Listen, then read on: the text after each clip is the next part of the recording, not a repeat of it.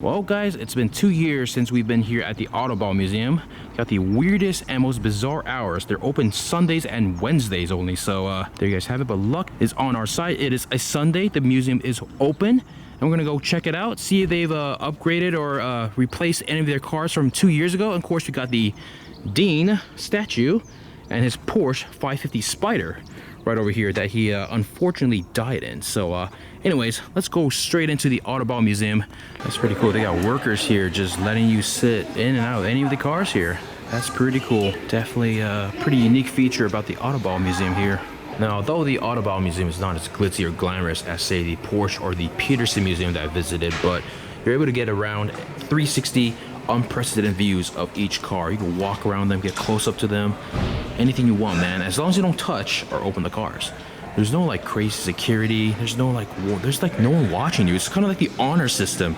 That's what it is, guys. The Swiss abide by all rules. They have their own honor system. They don't mess around. So stark difference from the Americans and elsewhere around the world. But we got the beautiful all red LaFerrari. Stark difference to most of the Riso LaFerraris with the carbon roof. TDF, Diablo, Gallardo.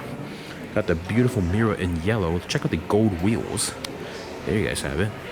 Sick spec. I'm gonna do a quick walk around the cars. I'm not gonna go into details, list all the specs, the technical specifications. Got the 512M right here, XJ220. Now, don't get too triggered if I skip over one of your favorite cars in this first showroom. We're on a schedule here, so I do apologize for that. Well, I don't recall seeing some of the cars that I see here in the first showroom. They got the EV110 over there and an XJ220 that I don't recall seeing. We're in the Porsche section, the 918, 904, CGT. Don't forget the EV110. It's got a couple swirl marks there. You can sort of see it in the sunlight. Yes, I've been harping on some of the paint work on some of the cars here, but you got the 365 GTP4. You got the GTO 330 right over there. 2 years ago, I did film this 330 GTO. Now, a lot of people were upset because I just kind of glossed it over, just kind of glanced it over. So, here you guys have it. Here's a closer look at the 330 GTO, 36 ever made. How much do you think this is worth? Here we go, guys. Second floor. This is where all the fun stuff is. Check this out. We got these solar cars, 4GT.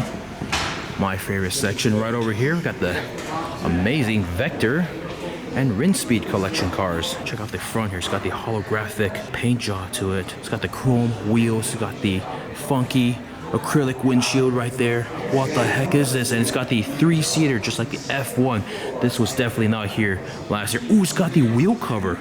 Yes.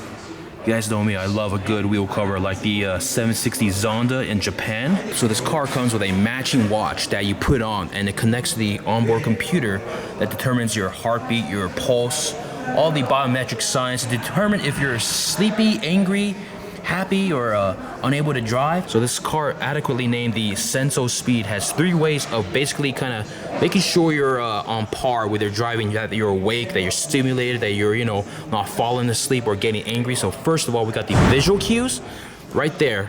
2 LCD screens. I'm gonna zoom in on that right there. There's 2 there, and there's 2 on this side, so it makes for a total of 4 LCD screens that the driver can see. And basically, it's going to emit an orange or yellow pattern to sort of stimulate you, to kind of wake you up, or a blue or violet to kind of relax you if you get angry. Oh, check that out. They're actually letting people sit in the cars here. No other car museum will ever let you do that. But back on track, guys. We got the visual cues right there. These 2 LCD screens on each side. And of course, you got the sound stimulation.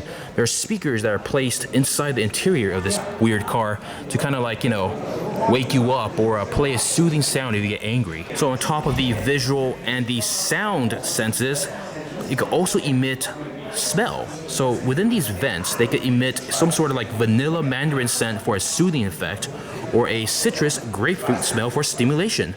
I don't really know where the vents are, but I'm just gonna give you guys a close-up of the interior.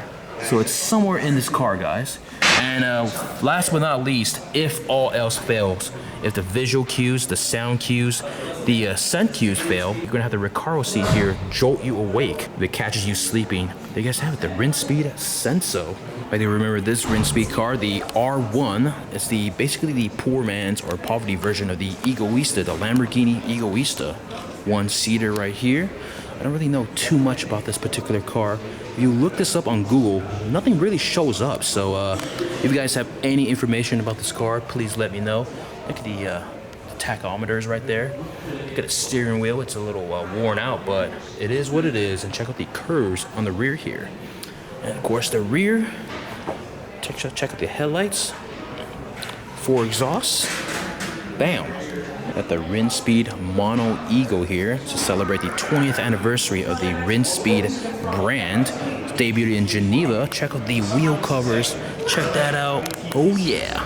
This too is a one-seater. Check out the interior. It's like a McDonald's interior. What the heck? Not so sure about this part right here. It's kind of weird. Got the Rinspeed Bedouin. It's based off the Porsche 996. Check out the rear here. This was here 2 years ago. It's the Rinspeed Bedazzled right here. That's some Team Anija shit, man. Team Anija in Japan will be well proud of this particular car.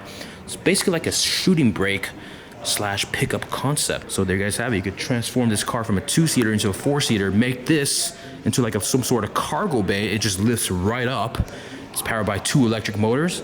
The Rinspeed Bedouin. A lot of bedazzled going on, of course. Check out the massive jewel right there. And there you guys have it. We have the 4 Rinspeed cars here. So we're gonna keep on trucking and keep on moving, guys. Got the white 4 GT here right next to the Vector W8, but check it out. They got the VIN number prominently displayed at the dash right there. It's a pretty large plaque. Of course, this was here last year, the black Vector twin turbo, looking pretty snazzy. Got the Saline S7 here now, twin turbo as well. This was actually in the factory that's somewhere outside over there in a separate building that we saw. So pretty cool that they're switching up the displays here at the Autobot Museum. Got a pretty sick view of the Porsches here, and whammy, second floor, the first building at the Autobot Museum. F40, see-through acrylic glass. Got a bunch of old school Porsches here on the upper level. This is definitely the Porsche section of the museum. Oh, they got a 50th anniversary 911. 300 SL, very nice. Got a Targa right here, GT3 RS. Check this out, they're actually letting people sit inside this Formula 1 car. You're not gonna see this happen in America, let alone at the Peterson Museum. He's got the steering wheel, the detachable F1 steering wheel. There you go, he's in. That's pretty cool, honestly. Like, no one's gonna ever let you do that anywhere else in the world, I think. Oh, now he's gonna put on the steering wheel. Ooh, it's a snug fit right there. Huh. Oh, the ultimate Bumble profile picture right there. Oh, that's right. Currently in the racing section of the Autobot. Unfortunately, this 917 right here, it's a replica. Thanks to the sharp eye of Stradman. Check that out. Yup. Replica. Total 25 examples. But that's okay. I'll do a quick walk around. I don't really know anything about these racing vehicles or history or what have you. Ooh, we got a bobsled in here. What? Nice. It's a 2-seater right there. Got a handful of other racing vehicles here. Look at this dragster right here. That was not here last time. Lancia Stratos, and I don't even know what this funky thing is, but I like it.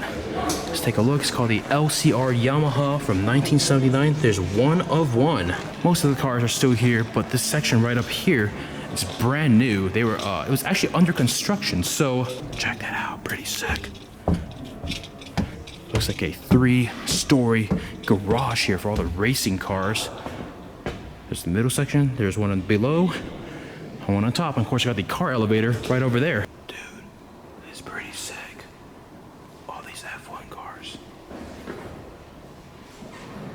Full 360, guys. Sauber F1 cars of every generation. You got the go-kart over there. We're on the 3rd floor here. This triple-decker section that's brand new at the Autobot Museum. Of course, you got a bunch of more race cars. Got some Carrera RSRs right here. Check this out, guys. They're opening and closing car doors. I'm not allowed to do that. We'll do a quick 360 of the lower level here. some American classic cars, and that's it. Here we go. Back up we go. There you guys have it. The not so mysterious Autobot collection. Everywhere else that we've been, all the dealerships that we've gone to, all the collections been turned away, but not the Autobot collection. Minus the pretty odd hours that they have. But it's time to go hop back in the Stelvio. We got to drive right back to Geneva. Check out this miniature race course they got going on here. There it is. I'm gonna have to take the Stelvio on a hot lap. What do you guys think? effspot getting ready to do a hot lap in the Alfa Romeo Stelvio. Oh, whoa, whoa, now he's just flexing on us. Are you kidding me? That's a diesel 4-cylinder. Quite impressive. Okay, so effspot is going to be going to do a hot lap here at the Autobot circuit. Ladies and gentlemen, time to roll. Oh, I thought he was going to leave me here for a second. There he goes. Oh, he's flying there through that far corner. Look at the acceleration. Oh, hit the apex. Whoa! There you go. There's the brown dog, and there's the white dog. They're both looking at us. Look, they're looking at us. You're not gonna undertake, are you? Don't do it. Don't do it. By the way, you're not allowed to undertake in Switzerland. It is a ticketable offense. If the police catch you, you're going to get a ticket. So we're just basically stuck here while these two dogs just stare at me. Look at them. Look at, they're so cute. This is the most exciting clip that I filmed in the entirety of this disastrous trip to Geneva and Switzerland.